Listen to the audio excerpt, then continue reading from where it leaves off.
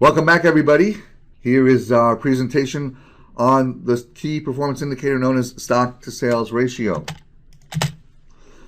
As always, I'm starting with my favorite quote from Lord Kelvin: "You cannot improve what you do not measure." The stock to sales ratio is a really important one to measure. Why? Because it's a measurement of how much inventory you have and how well you're selling through that. And at the same time, it's measuring, how do I know what inventory I should have on the floor, and how do I plan what that inventory should be? We use this stat very heavily in planning inventory. You'll see that as we go through a little further into this presentation. So, as always, here's the definition. Our stock to sales ratio is the ratio between the actual end of month inventory on hand in any given month to the actual sales for that same month, right? What did I have on hand versus what I sold? The formula for it is the end of month inventory divided by the total sales for that month. What's our goal? Our goal is the lowest number without losing sales, right? I mean, it'd be great to have a 1-to-1 stock to sales ratio for every, I sold one for every one I had. That'd be nice, and it works that way in special order businesses. It won't work that way, though, if you're in stock in a retail store. You've got to make sure you've got some inventory there on the floor. And again, this has to be higher at the start of the season, typically lower. That's going to depend on the assortment plan. It's going to depend on whether or not you're a seasonal store. But certainly, when we are talking about seasons, we like to start with a higher stock to sales ratio and work it down. I have a mathematical example to show you in a little bit here. Okay, so here's an example of just purely how the math works. In September, we sold 150 pieces. The end of month inventory was 600 pieces. Therefore, we had a 4 stock to sales ratio, right? The 600 divided by the 150 equals 4. Okay, so for every piece I sold, there were 4 on hand during that month. One of the things that's really important when you talk about stock to sales ratio is, when do you peak your inventory and when do you value your inventory, right? And when we're talking about seasonal merchandise, you have to peak the inventory at the height of the season. So for retailers that have a seasonal business, and most of you are that way, we want to figure out, when is it that's the peak of the inventory? When do we want to actually, when's the peak of the season? When do we want to have the most inventory? So I've built the best presentation, the best representation of that merchandise for that season that gets my customer excited and buying multiple units when they come into the store. At the same token, I want to finish the season with the lowest amount of inventory. Why? If I finish with the lowest amount of inventory, okay, it means that I'm going to have the least amount of markdowns to take to get myself cleaned out. And it also means I will have gotten my cash out of those goods. I'm on to the next season. I've bought the goods, I've sold them, I have the money, and now I'm on to the next thing, okay? Now, if you're going to do that, it means that you have to have a different stock to sales ratio every month. And there are sometimes retailers say to me, well, I want to have the same stock to sales ratio every month, every year. It doesn't work that way. You may overall have a similar stock to sales ratio. That may make sense. But you know what? That only is going to make sense if your business does the same volume every single month.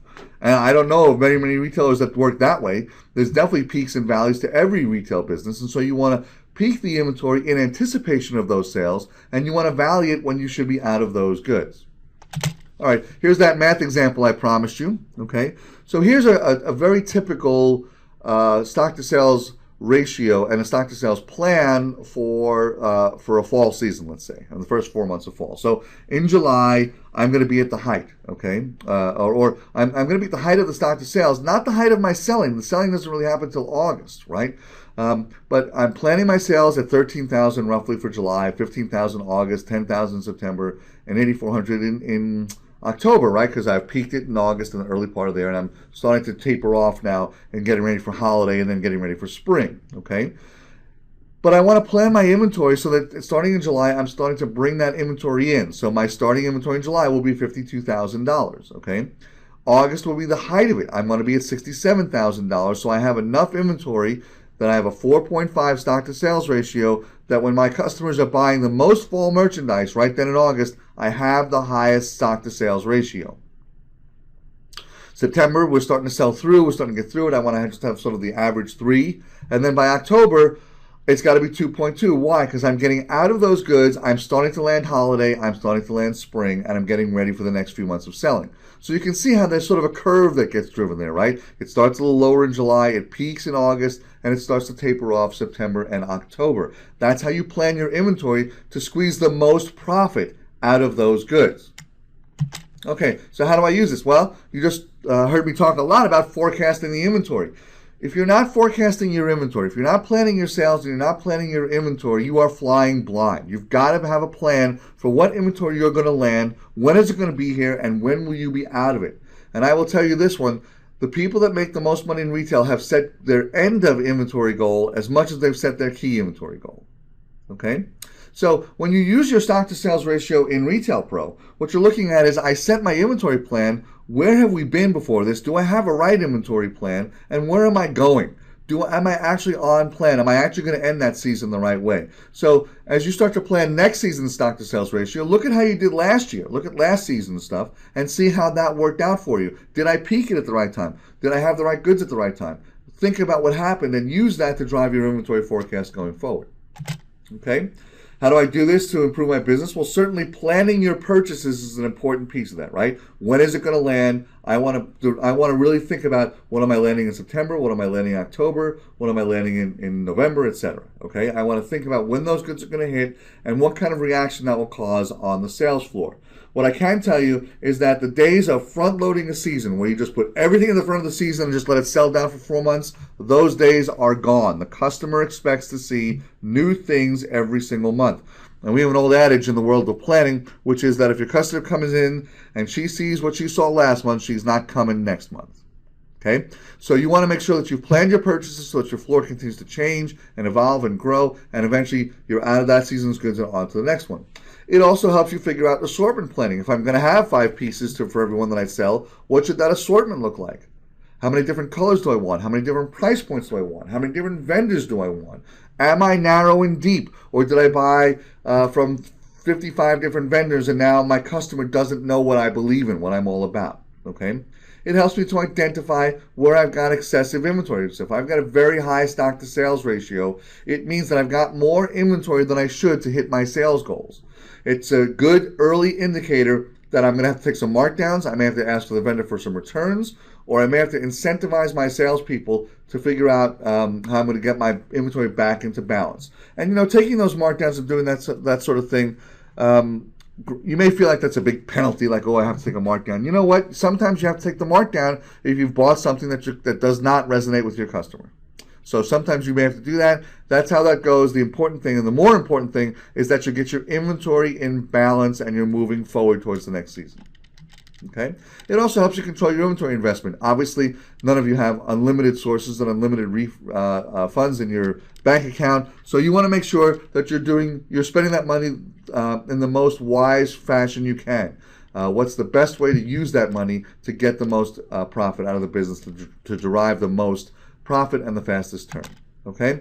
Again, this great quote from Mark Weiss: inventory is your most important asset. It's the gas that makes the car go. The best marketing a retail store ever had was having the right merchandise. Having the right merchandise means having a buying plan that puts the right merchandise there in the right months when the peak demand is there, and getting out of it by the end of that season so we're on to the next thing. So how do we find the stock to sales ratio in Retail Pro?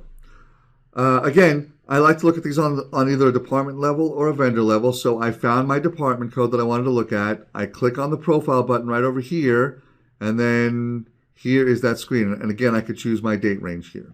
Okay. Also, this is available to us in a report, which I already ran, and I kicked that out to Excel. You know how we can export that stuff. So let's look at our stock to sales ratio here. Okay, so that's this column right here. And again, if I'm looking at this top one, right? Here is my end of period inventory. I had 20,610 pieces of stock. I sold in that same time period 13,740 pieces. So stock to sales. For every sale I had 1.5 pieces of inventory. Okay. Again, as you look at these, okay, higher stock to sales ratios are not always so good. Okay. And you can see there's a direct relationship between stock to sale in turn and often sell through, but it's like I had more inventory of this one than this one to sell. Okay. Sometimes when you look at these numbers and you go, I had a very low stock to sales ratio, maybe that's why I didn't hit my sales goal. That's another thing to look at, is did I put enough inventory there to make that happen? All right. How will we use this in our business? When you plan out what you're going to do for a season, you've probably forecasted the sales. You've said, this is how much I think I can sell. Maybe you looked at last year. Maybe you looked at trend. I hope you're using something a bit more sophisticated to plan your sales. But when you plan your sales, you also have to plan your inventory. And just like the rest of this presentation mentions, your stock to sales ratio should change month to month to month, depending on where you're at in the season. If you're at the front of the season and you're peaking your inventory, you want a high stock to sales ratio. If you're at the end, you want a low stock to sales ratio. When we're planning inventory, we're always planning the height of it to be a high stock to sales ratio. We want to make a big presentation, a big splash at the beginning, and we want a lower stock to sales ratio. Again, the same goal. The goal is to finish the season with the least amount of inventory possible to avoid those markdowns that are so expensive and just eat away at your profit. Once again, you plan your inventory that way. Now use the stats that come out of Retail Pro to see, am I hitting the stock to sales ratio that I plan? Am I where I need to be? If I'm not, I'm going to take some level of action. I'm going to actually figure out, do I have too high a stock to sales ratio? I've got to get selling on this stuff.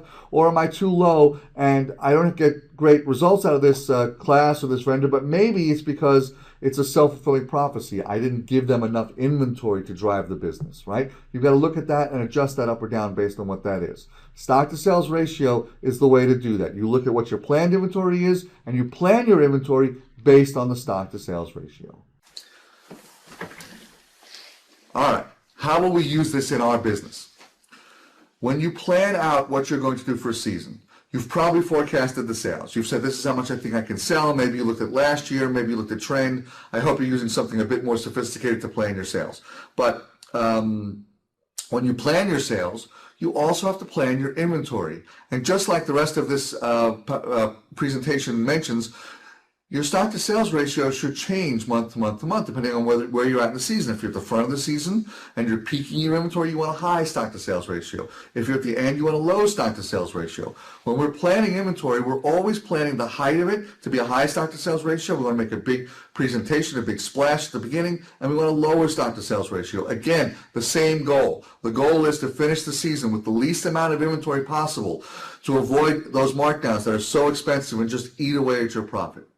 Once again, you plan your inventory that way. Now use the stats that come out of Retail Pro to see, am I hitting the stock to sales ratio that I plan? Am I where I need to be? If I'm not, I'm going to take some level of action. I'm going to actually figure out, do I have too high a stock to sales ratio? I've got to get selling on this stuff. Or am I too low and I don't get great results out of this class or this vendor, but maybe it's because it's a self-fulfilling prophecy. I didn't give them enough inventory to drive the business, right? You've got to look at that and adjust that up or down based on what that is. Stock to sales ratio is the way to do that. You look at what your planned inventory is and you plan your inventory based on the stock to sales ratio.